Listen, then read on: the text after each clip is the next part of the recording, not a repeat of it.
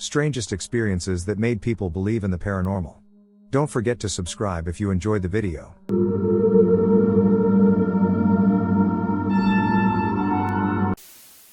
So I work in maintenance for a senior housing property, which I did on-call work for.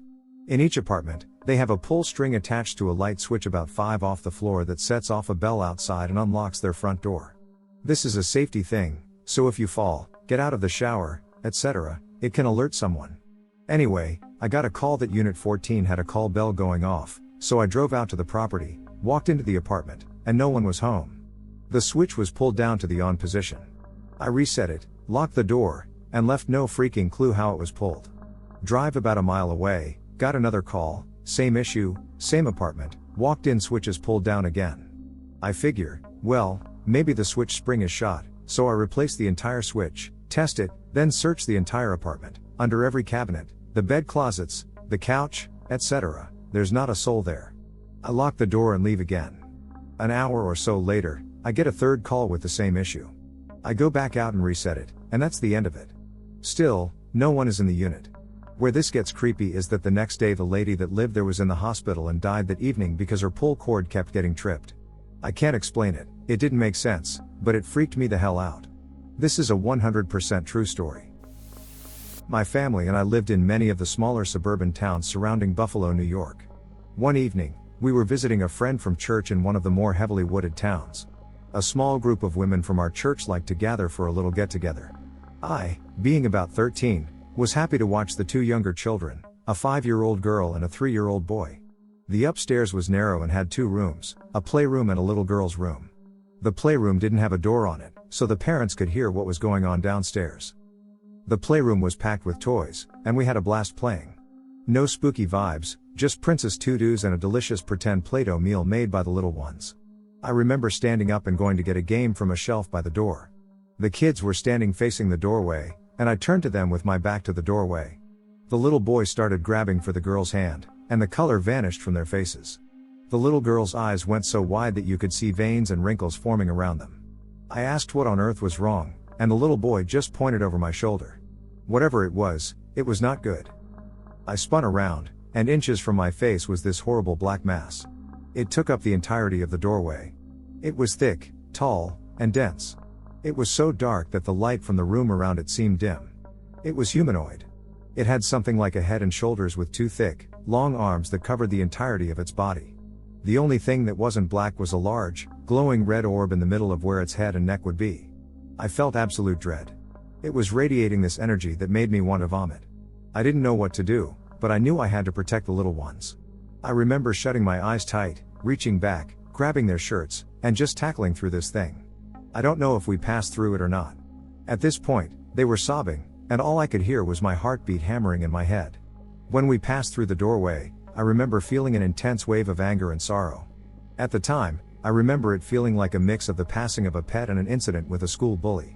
As an adult, I'm chalking it up to fight or flight. I didn't want to spook the religious parents, so I said we were disturbed by a noise outside, and the mom thought it was foxes. I told my mother later on what happened, and we never went to that meetup again. To this day, I've never seen a shadow figure or anything like that. Over a decade ago, my boyfriend at the time convinced me to use a Ouija board with him. I lived with him in his parents' home, and we had separate rooms. Mine was in the basement, and his was on the main floor. We were both skeptics, so it was a ha-ha, what if sort of thing. I don't remember exactly how the conversation went, but I remember hello, confusion, panic, and then a forced goodbye. I assumed he was moving the thing to mess with me, but he definitely wasn't behind the inexplicable experiences I started having afterward. The first thing I remember was a few weeks later. I was in his room with him. He was listening to music quietly with headphones on. We decided to take a nap. He paused the music video and laid with me on the bed. He fell asleep. I was half asleep, about 30 minutes later, and randomly opened my eyes. Just in time to see the music video, not the whole web page, just the player, refreshing. Music started playing at maximum volume out of the speakers, not the headphones he had been using, and not at the reasonable volume he always had it set to. He woke with a start, and we spent the next hour trying to duplicate the event to no avail. Then there was the time I was alone in the house. I was at the kitchen sink, washing dishes. Behind me to the right are the stairs to the basement. To my left, the hallway leads to the bedrooms. Old house. Makes noise. I thought I heard the squeal of my bedroom door opening downstairs, so I turned the water off and listened. I heard the definitive clunk of my bedroom door being shut. In true horror film fashion, I stood there dumbly, frozen. I heard nothing for a few seconds, ostensibly the amount of time it takes to get from my bedroom door to the foot of the stairs, and then the creaking of each individual step from the basement to the main floor. From there, I heard footfalls and more creaking. The unmistakable sound of someone walking from the stairs to my left, across the kitchen behind me, toward the hallway to my right. The clear sound of footsteps subsided as the creaking continued in a carpeted area. It went to the end of the hall, where, coincidentally, perhaps, my boyfriend's room was. It stopped for a few seconds. It turned around. It went all the way back through the house and down the stairs. It opened my bedroom door. It shut it. I stood there for a few more seconds before my vision started going black. I realized I hadn't been breathing the whole time. I tried to never sleep in my room again after that, but his parents were very strict. The last incident I remember was when he and I went out for a smoke in the middle of the night. His dad slept in the living room, so the house was pitch black and we had to be very quiet. He walked in front of me. When we got to the garage door, which is about 5 feet from the basement stairs, I heard something I still can't quite describe. It was like a growl, a scream, a roar, and a whisper. It was like nothing I'd ever heard before. It started a short distance behind me and to my right, again, in the direction of the stairs, rapidly moved closer to me and got much louder. I had to cover my ears, and just as quickly faded out a short distance ahead of me to my left. When we got outside, I said, "What in the ever-loving fuck was that?" And my boyfriend had absolutely no idea what I was talking about, even though he was an arm's length from me when it happened. As an aside, I began having sleep paralysis for the first time while all this was happening, only when I slept in my bedroom. It stopped when I moved out. Also, just once, I had a literal premonition in a dream, and it saved my life. I swear to God. Also around this time. I still tell myself I was just very stressed and having hallucinations as a result, but I've been more stressed than that without any symptoms of psychosis. To this day, I don't have the answer. It was about 10 p.m. dead of night. Late 90s, nothing to do town, everything is closed. Despite everything being closed, usually people were still somewhat up and about even this late. You would see people driving around, high schoolers hanging out at the park, convenience stores open, that type of thing. I was sitting in the living room with my brother, and we get bored playing video games, so we decide to break curfew, sneak out, and go for a walk. No lights were on except for the street lights. No one's porch light was on. There are no lights inside any of the houses. It was eerily quiet, no cars on the road as we walked. No late night walkers. Just empty roads and silence. No barking dogs. No animals. Nothing. We walked up to the nearby 24-per-hour gas station. Lights off, closed. Even the lights inside, those emergency lights that most stores keep on inside, were off. Spooky. I walked around a bit more and just found no one. There was not a single car on the main street of our little bumpkin town. We got creeped out and decided to make it back home in the eerie dead of night. We got back around 10:30, and I flicked the TV on. On the local news channel. It was just a still picture that was hard to explain.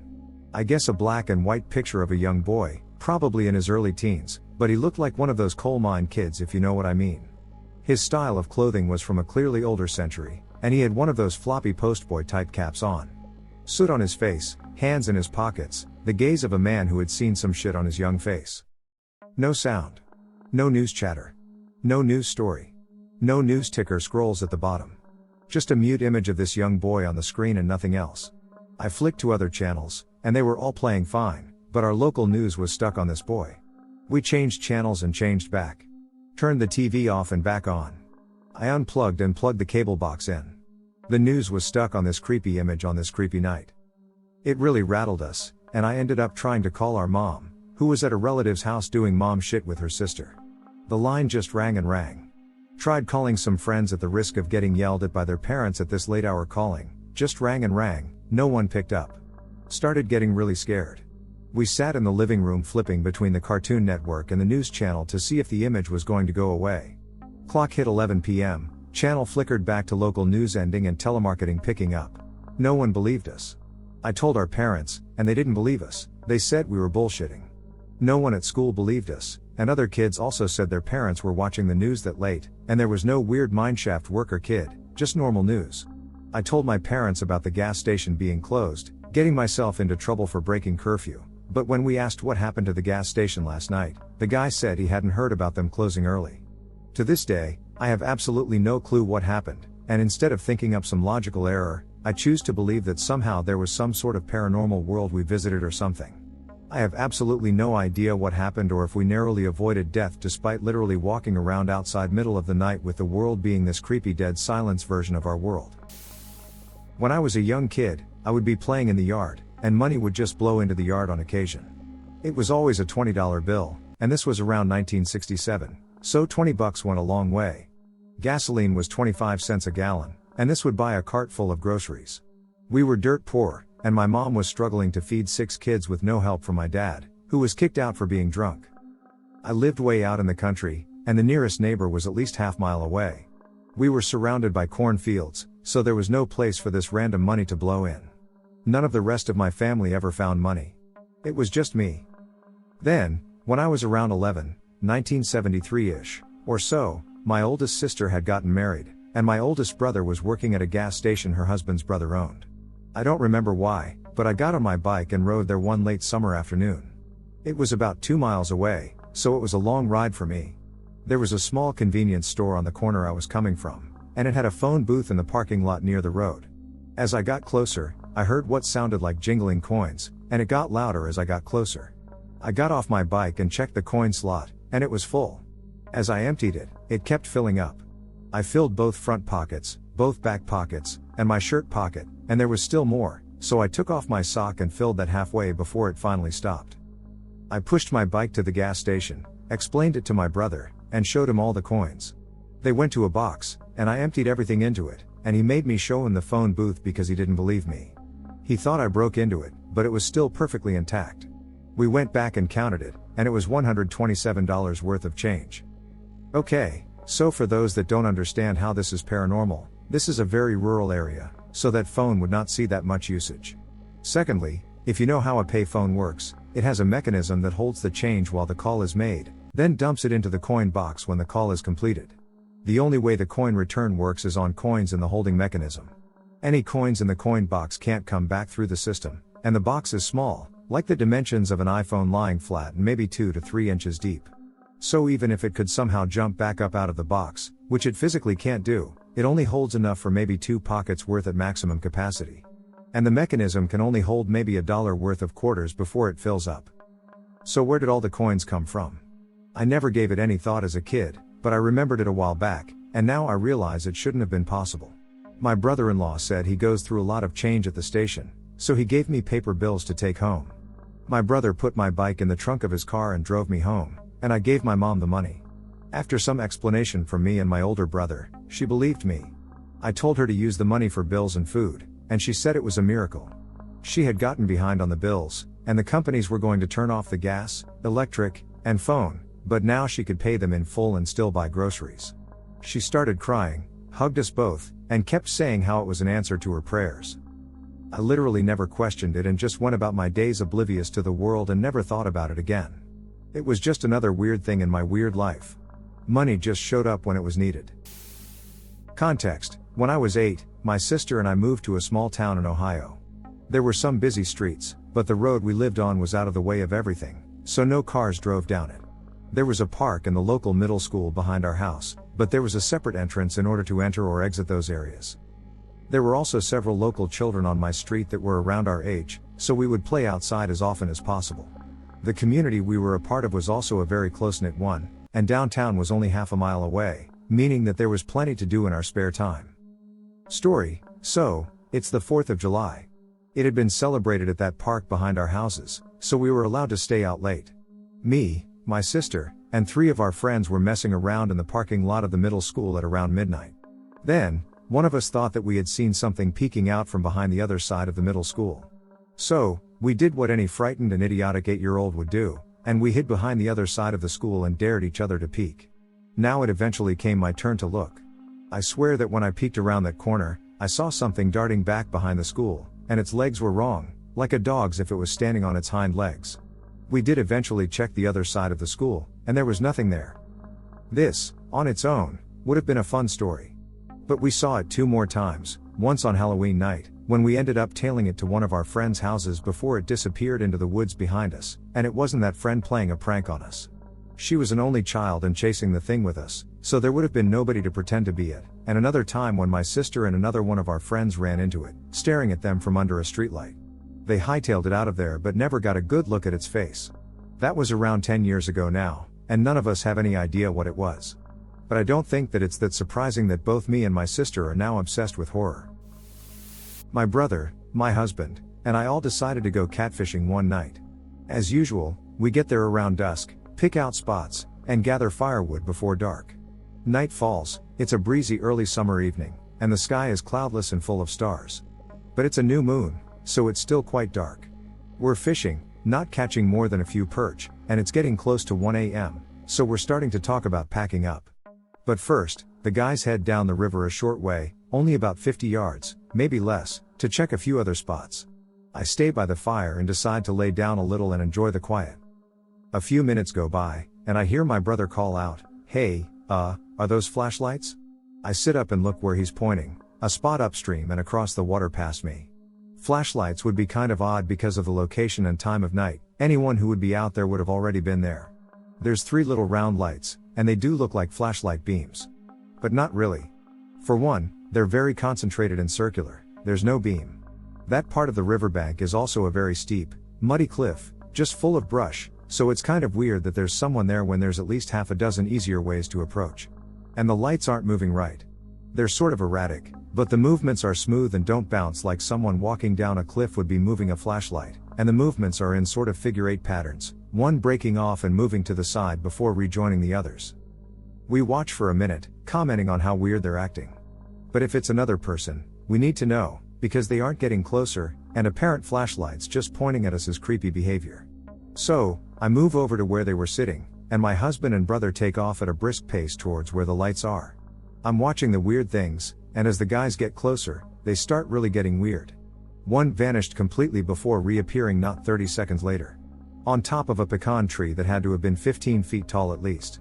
The other 2 split, one heading upstream where the guys are about to round a cluster of brush before they hit the water edge and could see the other bank clearly, and the third one sort of hovering towards me but then back. The guys round the brush, and as soon as they do, the lights flash once, and all of them blink out suddenly. The guys are peering across with their own flashlights. I can see the beams faintly from where I am, but see and hear absolutely nothing. We never heard anything at all, no brush crackling or twigs snapping, no water splashing. They head back, and we all unanimously decide that was fucking weird and it's time to leave. Multiple visits to that spot afterwards, and it still produced some fish for us in the daylight, but when night hit, we would never get a single nibble. We all still talk about it sometimes, and we've still never figured out what the fuck those lights were. We tried scaling that bank at a later date, in the daytime, and it's just not possible at that exact location because of the steep cliff and dense brush. You can get from that side to the river, but you have to come out in a spot that's about 30 years upstream and further back.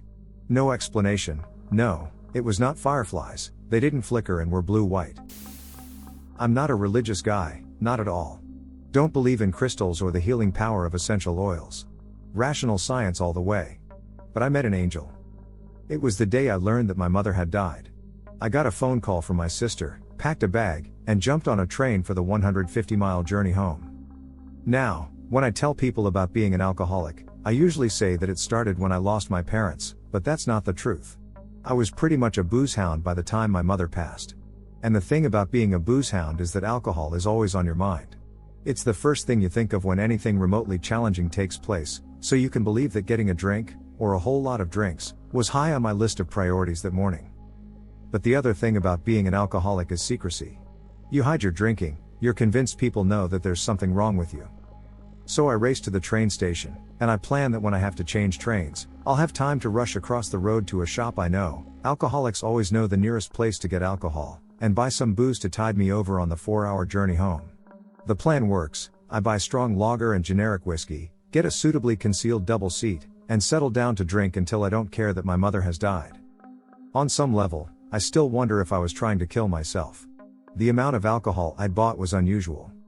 There is a little stretch of rail on the south coast where there seems to be a station every half a mile, and I had not begun my first beer before we stopped and a passenger got on. She is a tiny Asian woman, older than me. She looks at the numerous empty seats and chooses the one next to me. At this time, I am in my mid-30s, overweight, unshaven, and have clearly recently been crying. My stay away vibe should have been loud and clear, but she chose to sit by me. I am thwarted, I can't drink myself numb, or to death, with her sitting there. Remember, the drinking is secret, so I'll just wait her out. As soon as she gets off, I'll start drinking. We sit in silence for a while, then she starts talking. She is fascinating. She was Marie-Therese, born in Vietnam, a war orphan. She was adopted by an order of nuns that she chose to join when she was old enough. She had worked for charities around the world and had her own adopted daughter. We spoke, she told me stories, we shared glacier mints, and my booze stayed in its carrier bag. She was in no way what I wanted, but she was absolutely what I needed at that time. When I came to my home city, I dumped the bag in a litter bin and went home to my family. Don't get me wrong, she didn't cure me, no one can do that. Alcoholics cure themselves every day, one day at a time. I've been sober for 15 years, but at the time, my worst days of alcoholism were yet to come. What she did spared my father from having to deal with a dead wife and a hopelessly drunk son on the same day. What she did was maybe save my life from a half-assed suicide attempt. I have enough regrets from the time I was drinking, and I am profoundly grateful that she spared me that one. I know on one level that she was a human being. But if God was created by man to give a name to the best of our thoughts, perhaps angels are a name for the best of our actions. That means we can all be angels for someone. Be someone's angel. And if someone knows a Vietnamese nun named Marie-Therese who lived in the UK in 2007, hug her and spin her around until she laughs. She is my angel. My first experience was when I moved into my parents' new house. My stepfather always claimed the house was haunted by his relatives, but I had trouble believing. Then one day, a boyfriend of mine came to the house to print out some papers for school. We had an argument, and I turned on the printer. As the papers were printed, the printer kept going. He only clicked on the computer for 2 copies and started panicking because the printer wouldn't stop. My boyfriend pressed the off button, and the printer kept printing. He pulled the plug, and the printer started shooting paper out faster. Finally, I went over and touched the printer, and it instantly stopped. There were 30 pages of paper on the floor. I never saw him look so pale. Afterwards, he apologized the next day for the argument, and we broke up. My second experience was when my grandparents passed away.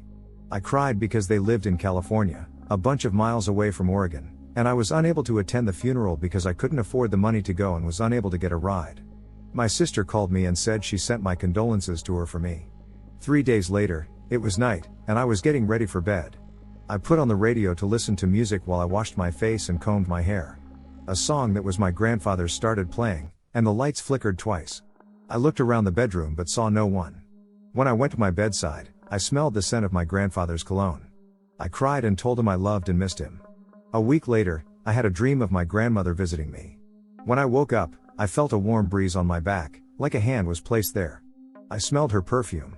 I cried, apologized to her for not being there, and said I loved her. Yes, the paranormal does exist, and ghosts are real. We just don't see them unless they want us to know that they are there. When I was a kid, I had an imaginary friend named Hamish. Pretty basic stuff for a kid. He was cool and all, my parents and I still remember me playing with him, but like all kids, I outgrew him, and around that time, keep in mind I was about 3, so I don't exactly remember the order of events, my nightmares got interesting. Every person has nightmares, but in mine, the person trying to kill me, hunt me down, or whatever was always Hamish. Which was creepy, yeah, but it got a bit weirder when, on a holiday to Ibiza when I was 9, I bought a dream catcher. I hung it above my bed, and I swear to you, I never had another nightmare. I was cured and no longer being hunted by my imaginary friend. Then one day, when I was about 16 or 17, I had a friend over, one of those spiritual crystal girls, who saw the dream catcher hanging above my bed and said it doesn't work there, it will work better over here, so I moved it. I didn't say anything, classic introvert, but in the following 7 days, my no nightmare streak was broken, very broken. I had 3 nightmares that week. All featuring Hamish. In one particular one, the middle of the 3, it began like a normal dream. I was sitting on my bed, door open, and my phone rang. I picked it up, and it was Markiplier. I don't particularly watch his content, but a deaf guy would know his voice, and he asked me if I wanted to meet up. I replied, I know you're not Markiplier, and there was a second pause. I got up from the bed, and there was a silhouette across the hall. And a voice I recognized cried out from the phone, "Sophie, why did you forge?" And the dream ended. Needless to say, I moved that dreamcatcher straight back, but I still got those nightmares. One of the creepiest things about this story is that, to this day, nobody in my family has any idea where I got the name Haymitch from. Nobody I know even knows a Haymitch, so where Kid Me got the name from is still a mystery. Is this paranormal?